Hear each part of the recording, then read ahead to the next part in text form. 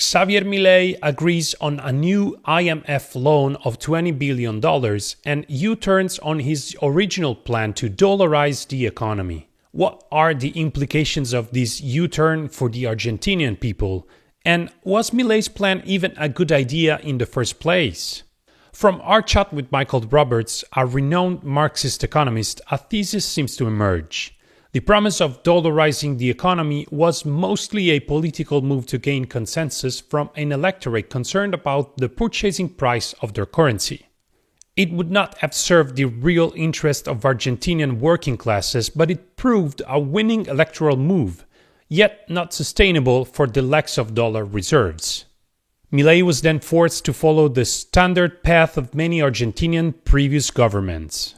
Get a new loan to sustain the value of the pesos, winning the sympathy of international leaders by cutting the welfare state and imposing a cut in real wages for the working class. This move is likely to end up in an indirect subsidy to capital flight, worsening Argentina's dependence on foreign debt and perpetuating a vicious dynamic of foreign loans, cuts and wage deflation. Good afternoon, everybody. We are back again with Professor Roberts and Paolo. Good afternoon. Good afternoon, everybody. Good afternoon. Hi, and today we would like to talk about the recent developments in Argentina. There has been in April an agreement of a new loan via the IMF, and we do have a pretty tight schedule, so I will let Paolo start with the questions today, and so yeah, let's go. Thank you, Carlo, and thank you, Robert, for your presence. My first question is the question of someone who's completely uninitiated to the mysteries of the science of economics. So my first question is, based on the article that you sent us, what is precisely the exchange rate between two currencies? How does it work? And in the case of Argentina, what does the will of the government of creating a band within which the exchange rate should fluctuate entail? Yes, well, as you know, everybody who's doing exporting and importing or buying goods or going on a tour around another country as a tourist or business may exchange their currencies. If they're in Italy, they've got the euro. That's what they use in Italy. That value of that euro can be related to the value of the dollar or the UK sterling or other currencies around the world. And so the exchange rate is the rate that how many dollars you get for €1 and vice versa. So that's the exchange rate. That's crucial for those people who are doing a lot of exporting and importing, because if the value of their own currency, so if it's the euro, or in the case of Argentina, the peso is very high in terms of dollars, then it's very difficult to sell goods abroad if you've got a very strong currency, and that would mean that your possible purchases of your goods, if you're an exporter, would be reduced because the price of those goods in their currencies is too high, and they'll look elsewhere. So exporters want to keep their currencies low, and the exchange rate provides them, if they can keep the exchange rate low, then they can export a lot. On the other hand, if the exchange rate is low and the value of the currency that you're working in is low, and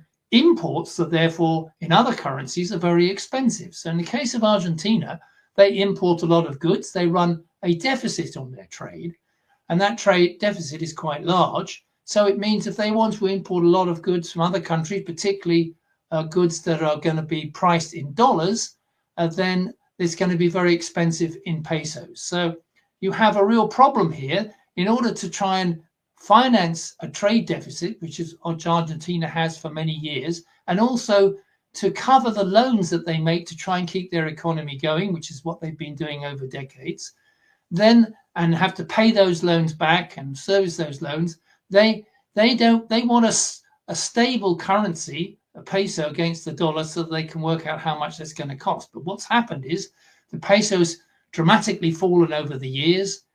Foreign exchange reserves have disappeared. They're mainly held in dollars. And so this has created a continual and perennial problem of debt servicing for the Argentine economy. The answer is to get rid of inflation by controlling the peso dollar exchange rate and trying to reduce the debt by having sufficient FX reserves, that's dollar reserves, to finance the debts that they've built up over the decades. They've not been able to do that for decades. Now, the current government, Milei government, has managed to get a deal out of the International Monetary Fund for a further loan to build up its reserves. It's also getting short-term loans from other countries, particularly China, and it's building up a pile of dollar reserves or reserves to back the peso currency, and therefore try to control the value of the currency so that it doesn't become inflationary at home and it's still at a reasonable price to sell exports. So they tried to fix this price. Now, up to now, before that happened, there were two peso price exchange rates. There was the official one set by the government, which implied that the peso was strong, and the real one, which everybody was working with, which was much lower relative to the dollar, much lower, and the gap between the two was very large. So that meant that the export prices were cheaper, but import prices were much higher. So inflation fed into the Argentine economy. So the government's now trying, with the backing of the IMF and other loans that it's built up over the next year, to try and maintain a certain stability for the peso against the dollar. So it's fixed a band, something like 1,170 pesos to the US dollar, and it up or down a little bit on each side, and it wants to stay in that band. If the peso starts falling, then it will buy pesos with its dollar reserves and try to keep it in the band. If the peso rises, then it will sell pesos to keep the peso dollar rate in this range so that it's still competitive. That's its aim. And that is hoping with the reserves that it's built up or got loaned from the IMF and other countries that it will be able to do that. This band that they've set is going to be very difficult to sustain because before it happened, the dollar reserves are disappearing pretty fast. And now it's going to depend on whether Argentine exports pick up, whether the dollar gets stronger in world markets, and whether the Argentine economy in general can grow over the next year in order to be able to survive within this peso dollar range.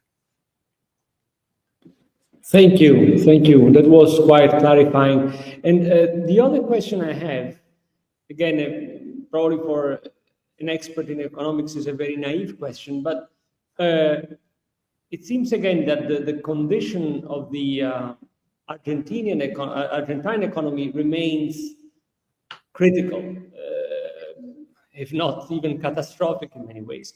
Yeah. So my question is, how come though that it looks as if the inflation is going down? Yeah. Well, before the current government came in under Javier Milei, this self-confessed anarcho-capitalist, as he liked to call himself, he's come in with a program in which he is trying to get inflation out of the Argentine economy, which, as the graph shows, has been hitting over 200% on an annual basis until he came in. Now it's down to 50%. So if you're in Italy, if you had a 50% inflation rate, you'd be feeling pretty terrible and miserable. Argentines are feeling a little less miserable when it's down to 50% inflation rate because they've been seeing inflation rates at 100 and 200% annual rate until now. How's that inflation rate fallen? Well, it's fallen very simply because Milei's government has adopted a policy of catastrophic destruction of everything that's moving in the economy. So government employees, 30% of government employees have been sacked. There's been a huge reduction in any sort of government spending on benefits and other things. Taxes have been increased, and the economy has basically gone into a slump. So in 2024, the Argentine economy its real GDP was falling by 4% a year. So that slump has created conditions where inflation has fallen back. So inflation hasn't fallen back because Argentine industry is selling more abroad or producing more quickly. It's because nobody's buying anything. Both companies have not been able to buy so much. Consumers aren't able to buy so much because they've got poorer. So you've seen a big fall in the inflation rate. But now, as we go into 2025, the challenge is before the government. Can it keep the inflation rate down and restore some growth in the economy so that people start getting their jobs back, that their wages, which have been severely cut in the last 2 or 3 years in Argentina because of the inflation rate, and now by the slump in 2024 of 30% of government workers being sacked, and many workers, 40% of workers in Argentina are working informally. That means they don't have a proper job. They just go on a casual basis to get cash earnings out of jobs that come up. They probably don't pay taxes, and they may not get the work the next day. And these people have suffered severely in the last 2 years from inflation, and now in this period where particularly construction workers and other sectors have been decimated by the government's austerity policies, they also are in severe problems. So can this government turn things around? They argue they're going to be able to do so because the free market will save the day. They've got the support of the IMF, the very strong support of the IMF to carry through its program of austerity and tax cuts for big business, and they hope a currency which is stable, and that will enable the process of economic growth to restore Argentina to some level of employment and better income for the majority of the population. So far, Carlo, that's not been the case. We're now, where are we? 5 months into 2025.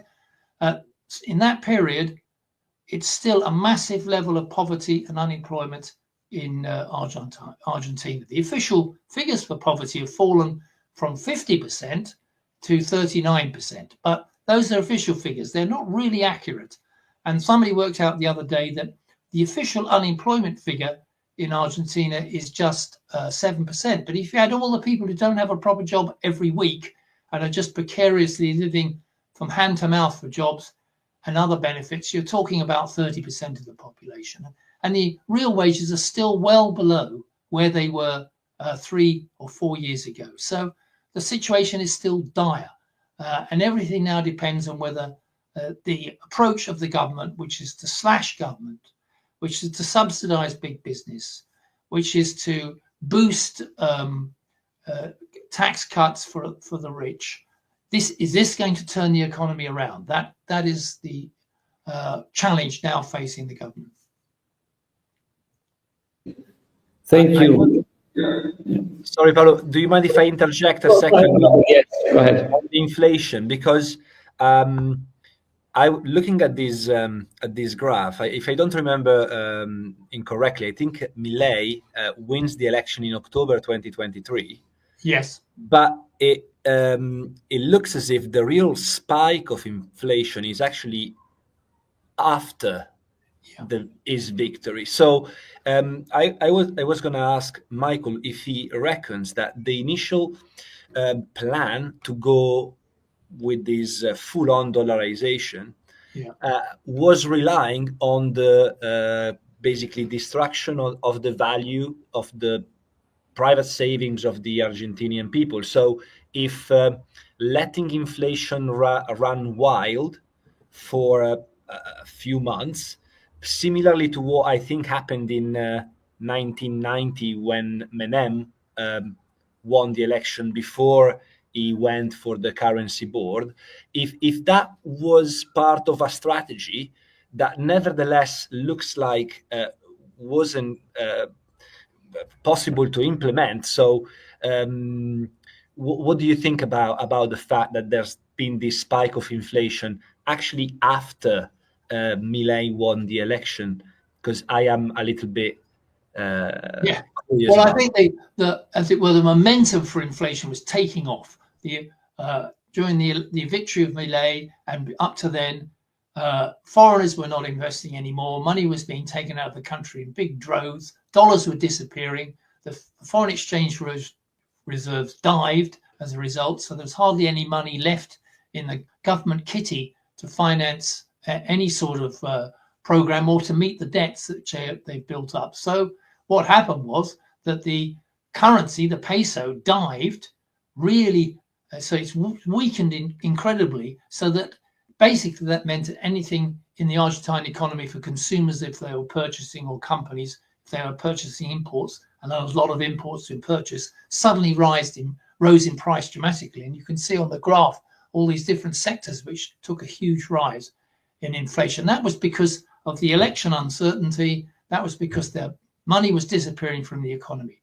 Milei came in. Now, he was going to say, well, let's get rid of the peso altogether. We'll just use US dollars.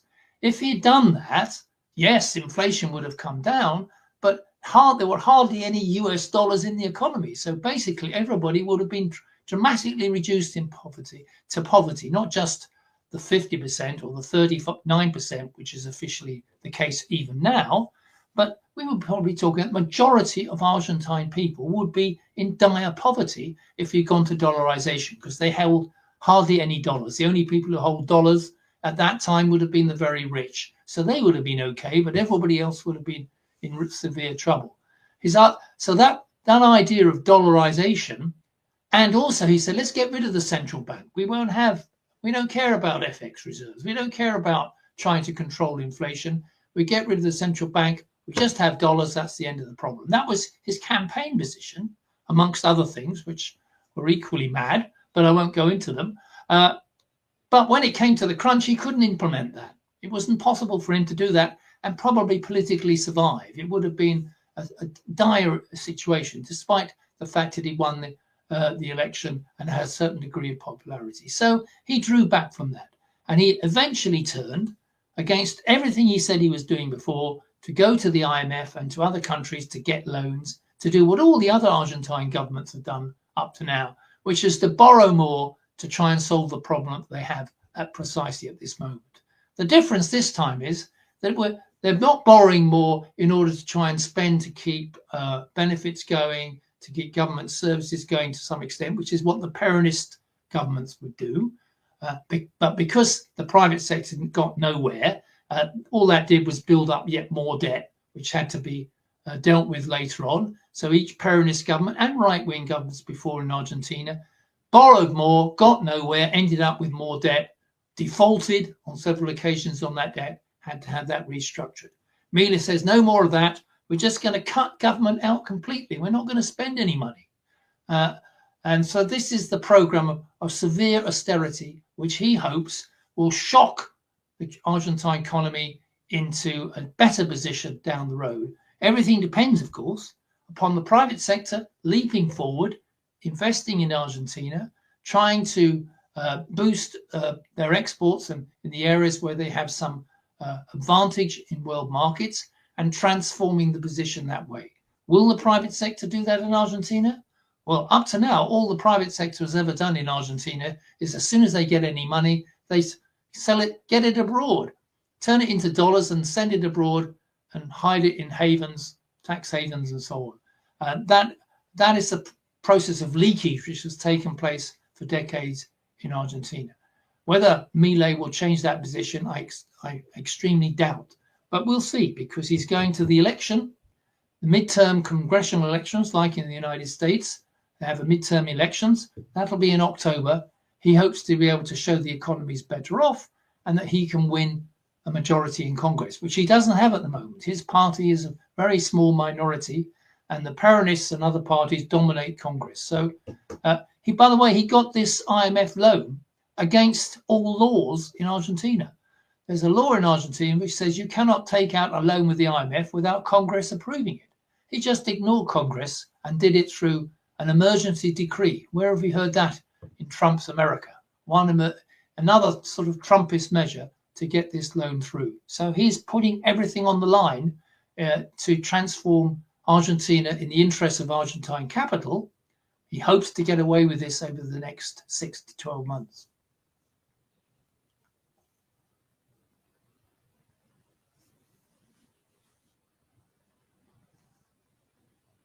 And there you can see the figures on real wages, how they've come back a bit, but they're still well below where they were in 23.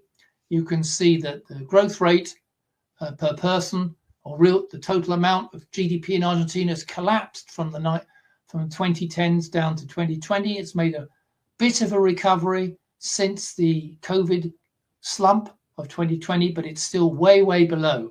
That's real GDP per person. It's way below where it was over 15 years ago. So Argentine people, on average, have been suffering every year, getting worse and worse for their living standards.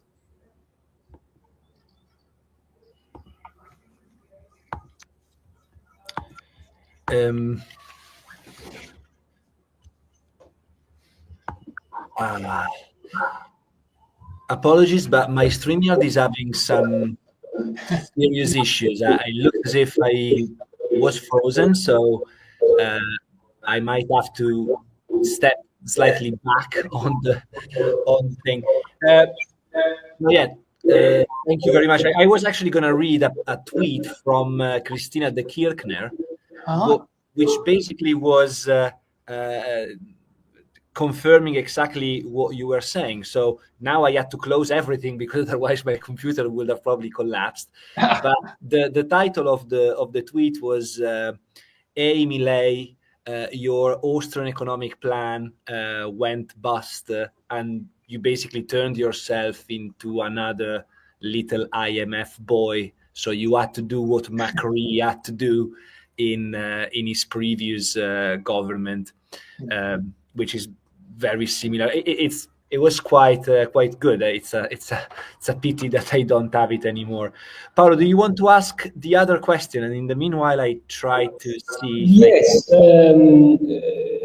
which I think, for the little I understand, links back to what Michael was saying before, namely the fact that now Argentina depends on the IMF in a way, and that this dependence on the IMF has been brought about by Milei,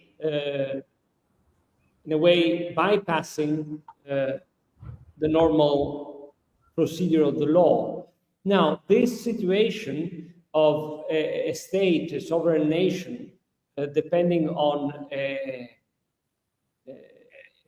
foreign and transnational system, bank system, or economic system, reminds me a bit of what happened to Greece with the Troika, right? Everybody remembers that. So reading the article, I couldn't help but thinking of Greece and of the fact that it has been made to pass, it has been presented as a successful case, a success story, as Mario Monti said.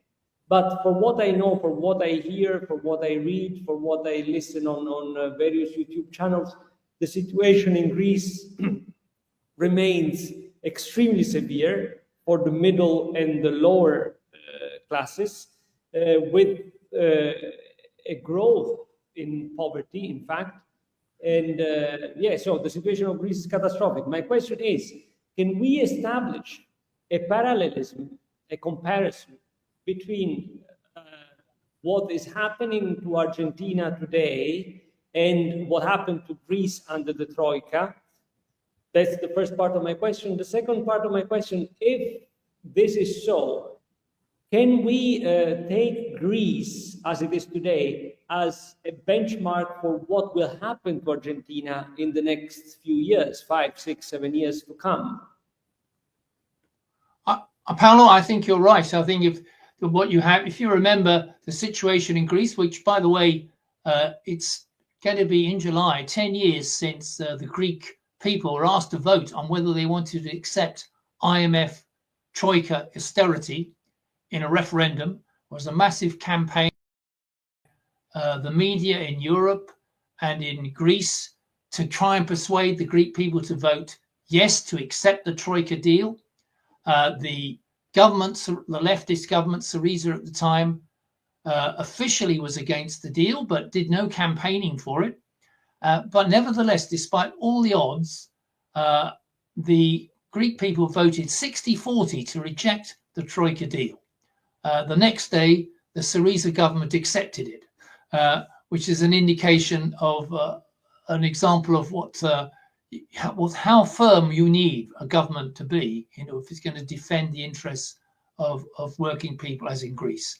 And since 2015, now 10 years later, actually I'll be doing something on this soon. The situation in Greece, as you say, Paolo, has only got worse. It went dramatically downwards in living standards, and it stayed down. And it continues to be very, very low for the majority of the population. And that situation means that Greece has basically been in a declining position for living standards for the majority of the population for over 10 years. It was even before 2015, but for the last 10 years. And that the Troika deal has done nothing except revitalize to some extent Greek capital, but not Greek labor and working class people. But even then, Greek capital is still weak. And you're absolutely right. If this process of austerity backed by the IMF is applied effectively and it's no resistance from working people, the result will be something similar, that we can probably say in 5 years' time, at the end of this decade, that Argentine average living standards, particularly for the bottom 50%, will be worse than it is now. And it's bad enough it is now, because the whole purpose of this austerity program is to drive down the wages of workers across the board, so increase the profits of capital, Argentine capital and foreign capital, so that hopefully they will reinvest and take the economy forward. It's a simple capitalist program, isn't it? What's the answer under a capitalist economy? Get profits up so that capitalists invest. How do you get profits up when there isn't any much money around? You drive wages down, either by inflation, which is the previous policies of governments, and now by severe austerity, even if it's not so much inflation. And will that increase profitability for Argentine capital, turn things around for the Argentine economy? Well, it didn't for Greece, as you say, Paolo, and I can't, because Greek profitability, by the way, has risen quite a lot. Only Greek profitability in the last 10 years, but not Greek wages. Will it turn Argentine economy around? I very much doubt it. What we will see is a worse situation for Argentine people and an economy which is still in trouble with a huge amount of debt, which will be even higher now that it's taken out the loans that Milei has also taken out this last month. Sorry, I hope I have resolved my issues with the connection. Can you hear me fine? Yeah, sounds good. Sounds good. Yes. I was going to ask you, so following because I could hear you fine, I was just frozen myself. So following what you were saying, like the situation seems to be pretty dire and not going to be resolved. I was going to ask about whether you reckon that, because I think it's pretty clear that Argentina's got a problem of a twin deficit in a situation that is quite different from the other country that has got a problem of the twin deficit, because differently from the US, they haven't got the exorbitant privilege of being the imperial core of the world. But closing these parentheses, do you think it's prevailing as a problem, the internal deficit? So the fact that there doesn't seem to be a functional social contract between sort of like capital and labor, and then it seems to be pretty obvious that Milei solved it by blaming the problems of Argentina on labor, on the Peronist, incapacity to curb public spending. So if you reckon that is the internal deficit that is prevailing, and within that, which faction of capital or labor is more responsible, or if instead the main problem is the external deficit and the fact that they are structurally incapable of having a balanced trade, and therefore inflation is probably not driven primarily from, let's say, too loose monetary and fiscal policy, as the IMF would probably love to convince people that is the case, but rather to the lack of an industrial policy that helps building an industrial system that then balances the trade. So I think you're right, Carlo. I mean, the whole history of Argentina since the Second World War, there was a golden period where after the Second World War, as in many other countries, there was an expansion of production and a sort of industrial strategy. In other words, the government directed investment in areas which hoped to develop the Argentine economy in agriculture and other industries. And Argentine capital was reasonably successful for a while, but it didn't last long. And we know in many countries, in Latin America and elsewhere, when we entered the period after the 1970s, when profitability of capital on a world scale declined, these countries, particularly the weaker capitalist ones in Latin America, were unable to sustain any sort of sufficient growth to keep living standards rising. Particularly bad in Argentina because what you had was governments coming to power under the Peronists, under Perón. Perón had a social contract. That was his idea. He had a social contract with workers. The trade union leaders were integrated with the Peronist government in many ways, and they supposedly provided benefits to the poorer parts and preserved government jobs and so on. But this cannot be afforded indefinitely without borrowing more and more. And the Peronist social contract just began to break down. And particularly by the 1990s, it's been a disaster in terms of trying to maintain any sort of economic progress for Argentina. Debt has risen dramatically, benefits haven't kept up with inflation. Peronist governments and right-wing governments, one after the other, have not been able to resolve this problem. Now we have what you might call the shock therapy of the Milei government, which is basically to destroy everything that existed before in terms of a social contract, reduce workers' wages to the minimum, reduce government to the minimum, and on the basis of that, try to provide extra resources for Argentine capital to succeed. So far, all that's happened is that the mining sector and the resources sector and the finance sector in Argentina have benefited from the Milei government. But the key areas where we would need an industrial strategy to grow, agriculture has been a disaster under Milei so far, severe problems, industry in general, and construction has been wiped out. So there's no infrastructure, there's no home building, there's no road building, there's nothing going on in construction. This is a severe decline in key areas of the economy, which would be the basis for an industrial strategy, is not materializing. It cannot materialize. My view is, as a socialist, is that the only way that could materialize is if the major sectors of the economy and the finance sector in Argentina was under the control of the state and the people, workers' organizations, so they could draw up a plan for industrial investment and production. That would mean breaking with the IMF. Why borrow more money from the IMF to do that? If the situation is going to be awful anyway, why build up more debt as a result, which in a way was Milei's original position, and now he's adopted usually the position of many other governments that Argentina have. So an industrial strategy, as you say, is the way forward. But industrial strategy should be based on public investment, public ownership, and workers' control of that plan, not on just handing money over to incentives and tax cuts to big business in Argentina and foreign capital to sit in the hope that they're going to turn the Argentine economy around.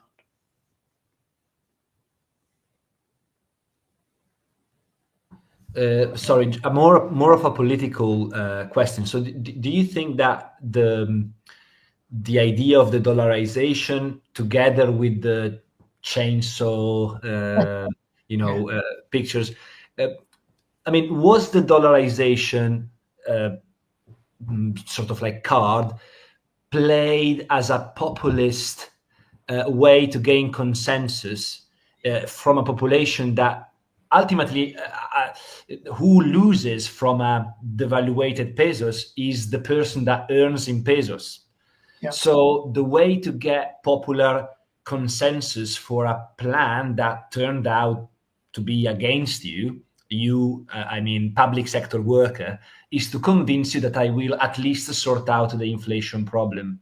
Okay. So the chainsaw maybe adds a little bit of folkloristic message and it's also probably part of a populist message. But do you think that idea of I will actually be siding with you, poor people, and stop this massive inflation was a key element that got him elected in the first place?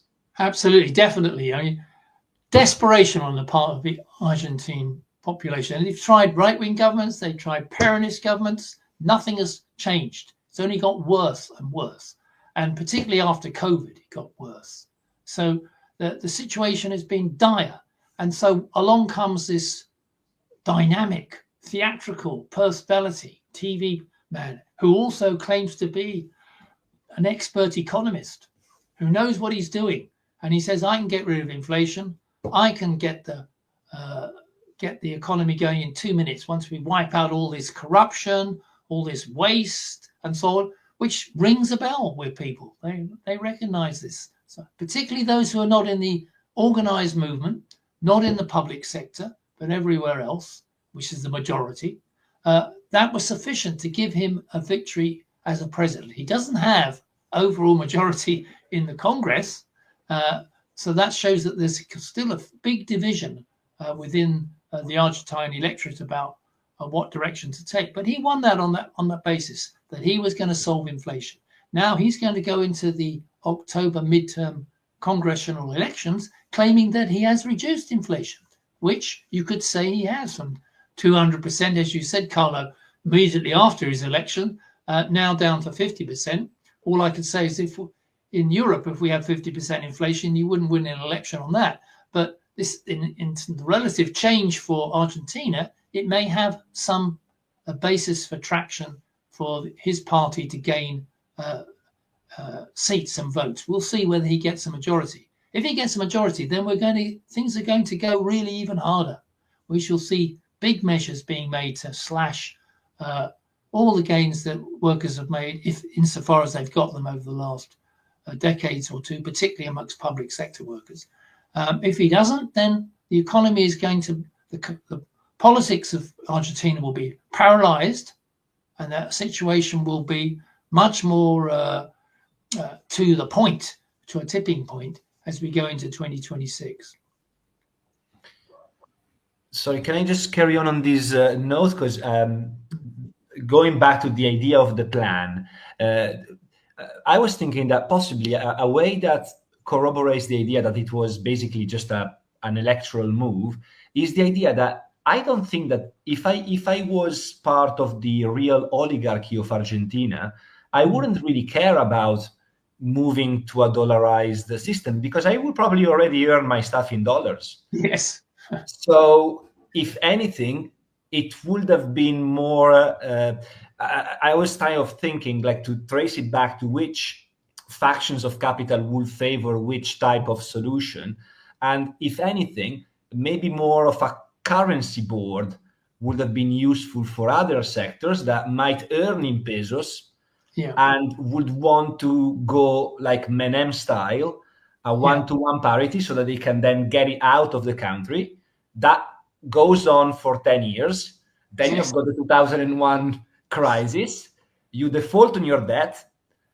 The people that are affected by the default are not the vulture hedge funds that lend to you, but are the, my grandma, for example, lost some money as bonds in Argentina. It wasn't like, we're not talking about millions or billions of dollars. We are talking about millions of lira. So thousands of euros. But at the end of the day, it was the idea of a short-term way for some sections of capital that earn in pesos to get their pesos out in dollars. So in the first place, I really wasn't understanding a lot about the dollarization idea from a practical standpoint, if not for electoral reason. Well, yeah, of course, you're right. I mean, well, I'm sure Milei thought that was one of the big solutions. Ecuador, for example, has a dollarized economy. It doesn't necessarily do them any good. Poverty remains pretty high in Ecuador. But you could say, well, they've got a stable currency because they don't have a currency. Milei wanted to go in that direction. His aim was to get inflation down and slash government. and all these other things come together. Now he's realized that we can't do that except by getting the support of dollar reserves from the IMF and elsewhere. And that the program that he's adopted domestically has to be backed by foreign capital, particularly the IMF and elsewhere. And he has to keep them on his side. He's trying, I think, probably to try and reduce the amount of capital flight there will be as a result of all these extra loans coming in, because every time there's been a loan before, it's just disappeared out of the country within a few years. I remember under Macri, they had $54 billion, the biggest loan that IMF has ever made to a country. One little country like Argentina, not a large country, 54 billion. Within 2 years, virtually all of those reserves have disappeared. And that is the argument that could well happen again with the 20 billion he's got now, plus the other extra monies, if they don't manage to stabilize the currency and keep Argentine capitalists from spiriting it out and investing at home. I think he's going to have a real problem doing that. But that was the electoral message. I'm going to be different. I'm going to solve all this debt inflation problem that you've had for decades because I'm going to get rid of inflation and I'm not going to run up any more debt. Well, he's running up more debt. Just the very, very final one. So going back to the loan of Macri, 50 billion. Now I think it's like around 20, the new loan from the IMF. So would you say that this is an indirect way to finance? I mean, maybe this is a little bit conspiratorial, but isn't then ultimately what happens is that you are indirectly financing capital flight? Because by giving loans to the central, to the state, let's say to the central bank, I think that's the central bank that then uses them, you will give them the ammunition to keep the exchange rate within the band, allowing capital, the Argentinian capital that has got pesos, to get the pesos out at a relatively cheap dollar price up until you end up the loan, and then you either go back and ask for a new loan, and then they're going to ask you in exchange to slash wages even more. So the thing that I kind of like don't really understand is, isn't this story eventually going to end up very badly? And how did they manage to go on in this cycle of looks like a stop and go mechanism? Well, they managed because it's not always been straightforwardly downwards as the economy. There have been periods when there's been a relative boom. There was a big commodity boom from about 2005 up to 2015, 10 years, perhaps even a bit earlier, 15 years, where commodity prices, what do I mean by commodities? I mean things like energy, oil, agricultural products, beef, wheat, all those sort of items, copper, all those things. And many of those commodities are produced and exported in Latin American countries. Argentina is a big agricultural exporter of beef and other food products. And those commodities in prices rose quite sharply over the 10 years from 2005, beyond the Great Recession, 2008, up to 2012. But then they started to go down from 2014 and continued down and reached relative lows at the moment. So when you're getting a lot of extra dollars coming in from your sales of commodity exports, then you have some sort of breathing space. You have some opportunity to develop. But of course, in that period, the domestic economy didn't really do much in terms of a plan that you talked about before of developing industrial advantage for Argentina, it's got a relatively skilled workforce in sectors. It could really develop that economy independently of just relying on commodity exports and the up and down of prices and that. But it hasn't done that, just like all the other Latin Americans haven't done it. Venezuela too. Venezuela boomed under Chavez for a period of time with the oil prices. When that collapsed under Maduro, now it's severely leaving aside the huge sanctions that the US applied, which is obviously a big factor, but it's also due to the change in the commodity prices and not any real change in the strategy within the industrial sectors of those economies. And Argentina is like that too. So Milei's message to the electorate when he went into the election was, this is all going to change. I'm going to be different. I'm different from all the others. I'm different from the Peronists. I'm different from the normal bourgeois leaders that you've had in the past who do this and have done nothing. Now I'm going to slash and burn. And when I've destroyed, reduced everything to ashes, then the phoenix will rise of a new Argentine economy based on my brilliant ideas. This is his message. And he won the election on that message. We shall see whether that message maintains any sort of golden glitter over the next 12 months.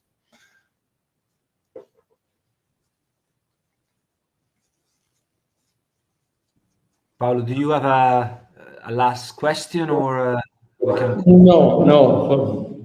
I have no further question. Then I guess we can probably close it here. Thank you very much, Michael. Sorry we left you. Well, it was long, but not that much longer than normal.